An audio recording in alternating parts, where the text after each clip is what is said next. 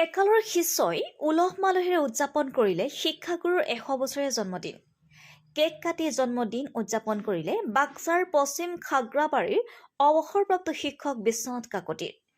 পৰিয়ালৰ মাজত আনন্দৰ বন্যা। একালৰ শিষ্যই শিক্ষাগুৰুৰ জন্মদিনত উপহাৰ দিলে ফুলাম গামোচা, জাপি, শৰাই ইত্যাদি। বাক্সাৰ পশ্চিম খাগ্ৰাবাৰী গাঁৱৰ প্ৰাক্তন শিক্ষক বিশ্বনাথ কাকতিয়ে গৰকিলে 100 বৰ্ষ।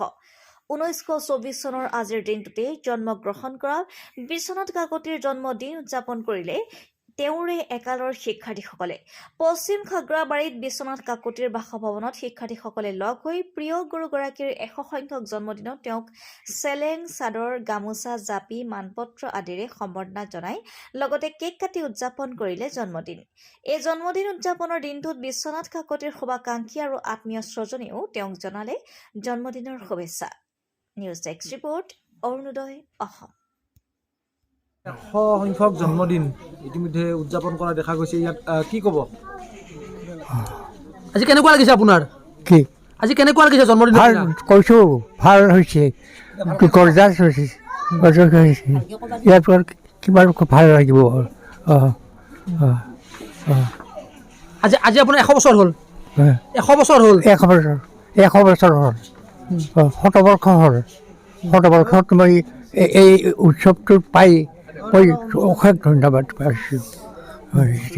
আৰু আপোনাৰ ছাত্ৰবিলাকো আহিছে আজি, কি ষ্টুডেণ্টবিলাকো আহিছে আপোনাৰ সেই সময়ৰ কি ছাত্ৰসকল, ভৱেশ্বৰ মানুহ আহিছে।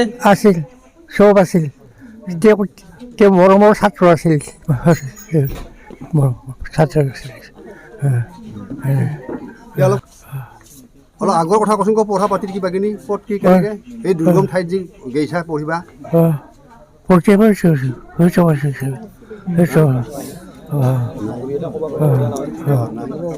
আনন্দ লগা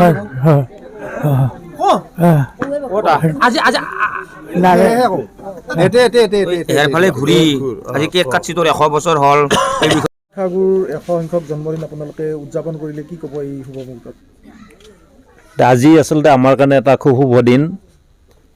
আজি জালা হাইস্কুলৰ প্ৰাক্তন শিক্ষক এখেত বিশ্বনাথ কাকতি ছাৰ, আজি এখেতৰ 100 বছৰ পূৰ্ণ হৈছে আৰু আমি তেখেতৰ এই 100 বছৰীয়া জন্মদিনত আমি প্ৰাক্তন ছাত্ৰ, শুভাকাংক্ষী, পৰিয়ালবৰ্গৰ সদস্য সমন্বিতে আমি ইয়াত একত্ৰিত হৈছোঁ। আৰু ইতিমধ্যে আজিৰ এই 100 বছৰীয়া জন্ম জয়ন্তী তেখেতৰ পৰিয়ালবৰ্গ আৰু শুভাকাংক্ষীসকলে প্ৰথমতে কেক কাটি শুভাৰম্ভ কৰিলে আৰু বিভিন্নজনে আজি শুভাকাংক্ষীসকলে ইয়াত লগ হৈ, প্ৰাক্তন ছাত্ৰসকলে লগ হৈ তেখেতক গামোচা, শৰাই, জাপি আদিৰে সম্বৰ্ধনা জনাইছে আৰু তেখেতৰ সুস্বাস্থ্য আৰু দীৰ্ঘায়ু কামনা কৰিছে। যে আচলতে এটা খুব শুভবাৰ্তা যাব লাগে, এজন শিক্ষক আৰু ছাত্ৰ ছাত্ৰীসকলৰ যদি গুৰু শিষ্যৰ যিটো সম্পৰ্ক আৰু এই সম্পৰ্কৰ মাজেদি এটা বাৰ্তা যোৱা উচিত, যাতে বৰ্তমানৰ বা অনাগত যিসকল শিক্ষক সমাজত আছে তেখেতসকলে এনেকুৱা এটা সন্মানৰ যোগ্য হয় আৰু এই যোগ্যতা সকলো শিক্ষকে আহৰণ কৰিব নোৱাৰে। গতিকে বৰ্তমান সমাজত এজন শিক্ষকৰ মূল্য কি আৰু এজন শিক্ষকে কেনেধৰণে নিজৰ কৰ্ম আৰু নিজৰ যিটো সেৱা, এই কৰ্ম আৰু সেৱা কেনেকৈ আগবঢ়ালে এনেকুৱা সন্মান পায় বা এনেকুৱা এটা তেখেতৰ যিটো মৰ্যাদা, এই মৰ্যাদা পায়, সেই এটা বাৰ্তা এখেতৰ আজি জন্ম জয়ন্তীৰ জৰিয়তে আমি প্ৰাক্তন ছাত্ৰ বা তেখেতৰ শুভাকাংক্ষীসকলে আমি দিব বিচাৰিছোঁ। পিতাৰ জন্মদিন, 100 বছৰীয়া জন্মদিন, আজি 100 বছৰ সম্পূৰ্ণ হ'ল আৰু এই জন্মদিন উপলক্ষে আমাৰ পিতাৰ একালৰ ছাত্ৰ সকলোৱে আহি আমাৰ ঘৰ বাসগৃহত ভিৰ কৰিছে। আমি খুব সুখেই পাইছোঁ, খুব আনন্দিত হৈছোঁ আৰু সেই আনন্দতে আজি আমাৰ বাসগৃহত আমাৰ পিতাৰ জন্মজয়ন্তী উপলক্ষে 100 বছৰ পূৰ্তিত আমি এটা ঘৰতে কেক কাটিছোঁ আৰু সকলোৱে আমি উলহ-মালহেৰে আনন্দ এটা কৰিছোঁ। তেখেত আমাৰ জালা হাইস্কুলৰ শিক্ষক, জালা হাইস্কুলৰ সহকাৰী শিক্ষক আছিল তেখেতে। আজিৰ দিনটোত আমাৰ খুবেই ভাল লাগিছে, কাৰণ আমাৰ বাসগৃহত যিখিনি পিতাৰ একালৰ ছাত্ৰ আহি আমাৰ ঘৰত উপস্থিত হৈছে, আমি সঁচাই আনন্দিত হৈছোঁ। আমি ভাষাৰে বৰ্ণনা কৰিব নোৱাৰিম, এনেকুৱা এটা লাগিছে। আমাৰ পিতাৰ একালৰ ছাত্ৰসকলে আহি তেখেতক সম্বৰ্ধনা জনাইছে, জাপিৰে, চেলেং, তাৰপিছত সেৱা লৈছে।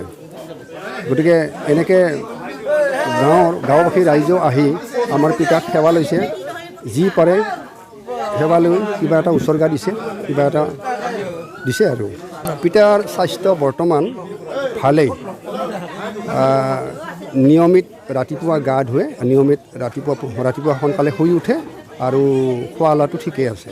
স্বাস্থ্য আমাৰ পিতাৰ 5জন ভাই ককাই, 5জন ভাই ককাইৰ ভিতৰত ইতিমধ্যে 2জন স্বৰ্গগামী হৈছে আৰু 3জন আছে। তাৰপিছত আমাৰ পিতাৰ 7জনকৈ সন্তান আছিল।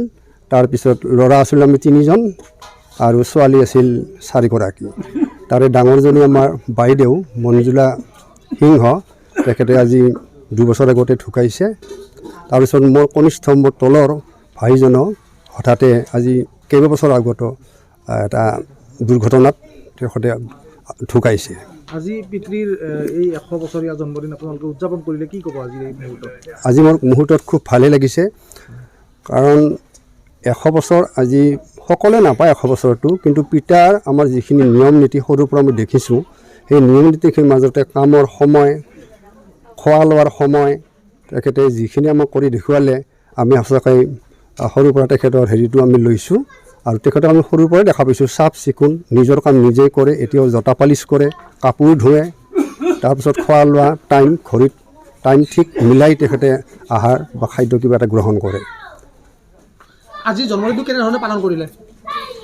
আজি জন্মদিনটো তাৰমানে আমাৰ যোৱা বছৰ জালাহত উলহ মালহকৈ জালাহৰ আমাৰ ৰাইজবাসীয়ে উদযাপন কৰিছিলে, কিন্তু এইবাৰ আমি নিজাববীয়াকৈ আমাৰ ঘৰতে পিতাৰ জন্মদিনটো উদযাপন কৰিবলৈ লৈছোঁ। আৰু এই জন্মদিনত আজি তেখেতৰ জন্ম জয়ন্তীত আমি এটা কেক কাটিছোঁ।